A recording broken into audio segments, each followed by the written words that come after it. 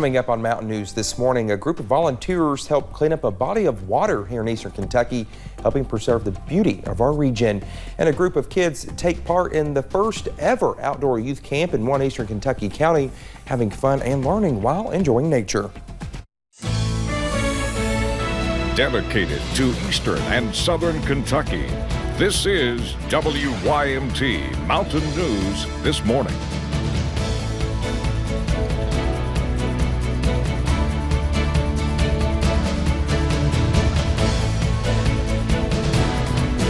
Good morning to you at 6:31 on this Monday morning. I'm Dakota Makris. Let's head over to Brandon for a look at your, I would say, a foggy forecast this morning. Like always, it's been foggy.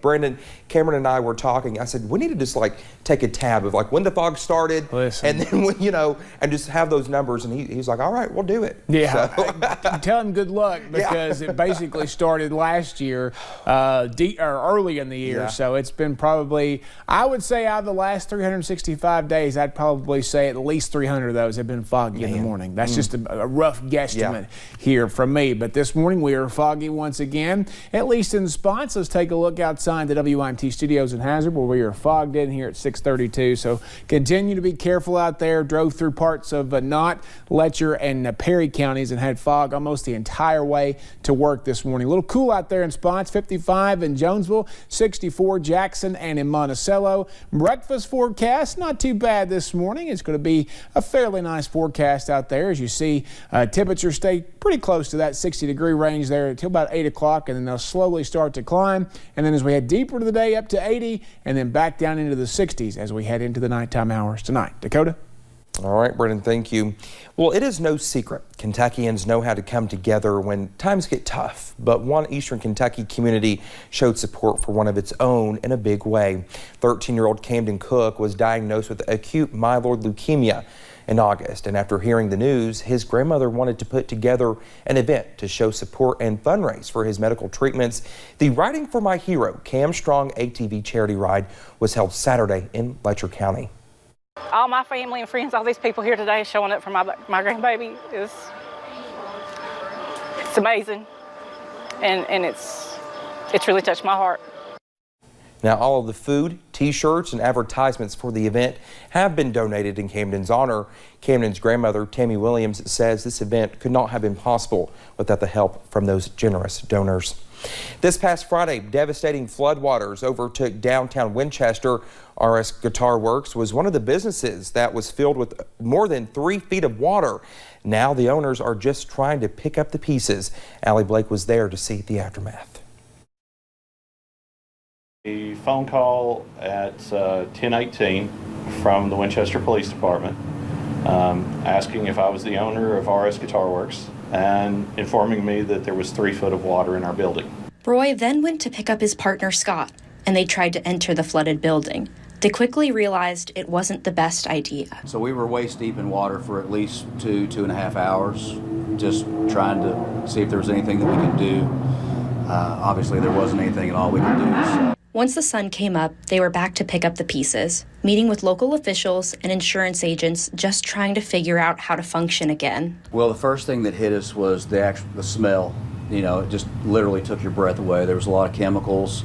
Sewer drains had backed up. The store is not considered to be in a floodplain, so they don't have flood insurance. Over 80% of their inventory was destroyed. Or there's not been any real bright light as far as any kind of financial help. RS Guitar Works also holds a fundraiser called Guitars for Kids that gives local children guitars for Christmas. Even after the flooding, they're determined to make it happen. People are already making gracious donations, so the goal is, even with the flood, we're still going to help some kids. All this to ring in their 25th year of being in business. For now, the national and internationally recognized RS Guitar Works will have to close their doors indefinitely, hoping they can come back in 6 weeks. In Winchester, Allie Blake, WKYT. Well, if you would like to help out RS Guitar Works, there is a link online at our website. We are now in the fall season, and while many are excited for those cooler temperatures, others might be starting to feel a bit down. Seasonal depression is a common issue for the many during the fall and winter seasons. As the days become shorter, the body loses serotonin but gains melatonin, meaning some might feel less happiness and more drowsiness during the coming months. If you have depression already and it increases as a result of the seasonal depression, then it can make you feel worse. People can want to just lay in the bed and not get up at all. There are some ways to combat the effects seasonal depression can create. You can increase your activity level and set up extra lights in your house. Well, to keep its area clean for participants, Buffalo Camp and Ride hosted a creek cleanup event. Our Chaz Jenkins checked out the cleanup progress. Picking up debris, trying to make the place clean for those using the area. We have campers that's traveled from Cincinnati, Ohio and Indiana, just up north of Lexington, and there's just a lot of trash, and it's beautiful land. Seeing those in the community lend a helping hand. We live close to the Tennessee Smoky Mountains, but I think we have just as pretty a view here, so we try to keep it clean. We're willing to participate anytime they do a cleanup to try to help them do our part. Volunteers say they are frustrated by the amount of trash left behind. I mean, you're coming and going from a place, so if you just stick it in a bag and stick it in the back of your buggy or in your car and you can take it and throw it away when you get home, I don't know why you would do that on the side of the road. It's a constant issue. It's super easy. Just take a trash bag with you and just, leave it nicer than what it was found or when you got there.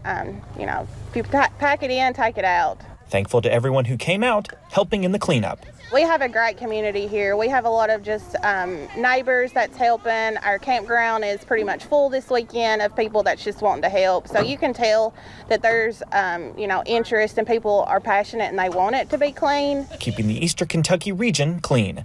In Perry County, Chaz Jenkins, WYMT Mountain News. Well, we are told they picked up a total of 75 bags of trash. The first Nock County Youth Outdoor Camp came to an end Saturday. Participating in several outdoor activities, the event saw a total of 18 children participate and 7 conservation officers help out. Nock County Judge Executive Jeff Dobson says it was a great turnout.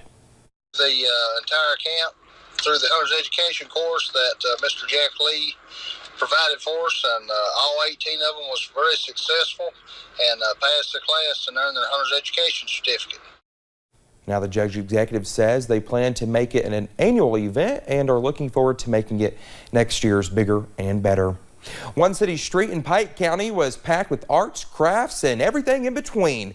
Pikeville's Creative Arts District, following the opening of the shops at 225, came together to join in on the celebration, along with retail gating and wine tasting. The Appalachian Center for the Arts held its pop-up art in the plaza. Many other businesses came out into the streets to set up their own tables and enjoyed some of the fall weather, but many are looking forward to what comes next. Come down to the app, come down to the shops at 225, come to the arena, come to downtown Pikeville. There's so much happening, and I think sometimes the biggest regret people have is not knowing it's happening. Officials with Pikeville's Creative District say they have much more planned in October and throughout the rest of the year. Well, trends come and go, but one hairstyle has found its way back to the mainstream. 14-year-old LD Brown has been rocking this signature look for several years, but has recently gained national attention for his luscious locks. Our Alyssa Williams has the details. Does that work? Leonard LD Brown is your average middle schooler who likes to hunt, fish, and play ball. But several years ago, LD made the decision to trade in his shortcut for the iconic mullet hairstyle, helping him gain widespread attention. Well, first, my mom didn't want me to get one, but now she don't want me to cut it off. LD's mom convinced him to enter several mullet competitions, with the most recent one being the USA Mullet Championship. This virtual competition offers a $1,000 prize to the person with the most votes. And if he wins, LD has big plans for the money. Probably help buy my dirt bike. LD is currently ranked number 8 out of the 10 finalists in the teen division. He adds that he's enjoyed the attention he's gained through entering these contests.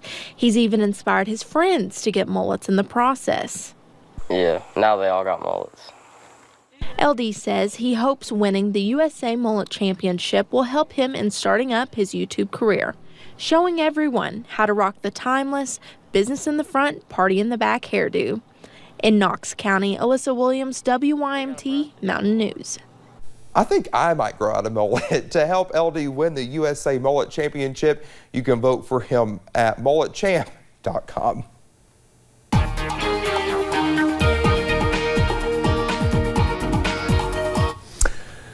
6:41 here on this Monday morning. We're going to continue to track some patchy dense fog, basically from Hazard all the way back through Harlan and Jacksboro. So just be careful. Anything less than 5 miles, which includes Somerset and Jonesville, is basically dense fog. So just kind of keep that in mind this morning. Temperatures running between 55 and 64. That's our range this morning. 55 there in Jonesville, a lot of mid to upper 50s south of Howell Rogers Parkway, even north of Howell Rogers Parkway there at Hazard. And then you see 64 over toward Jackson, as we mentioned there, in Monticello, our warm spots this morning. Taking a look at temperatures from the change from this time yesterday. Wise is 5 degrees warmer at 57, so that's unusual. Temperatures across parts of Lake Cumberland and I-75 corridor are a little bit cooler. Out the door forecast as we head through today, we are going to see a mix of sun and clouds and temperatures that will approach 80, which is several degrees, actually 9 degrees above where we should be for this time of the year. Dakota? All right, Brendan, thank you, and thank you for joining us. The time is now 6:42. Still to come here on Mountain News this morning. Police in Dubai foil an enormous smuggling operation and one of their largest drug seizures on record.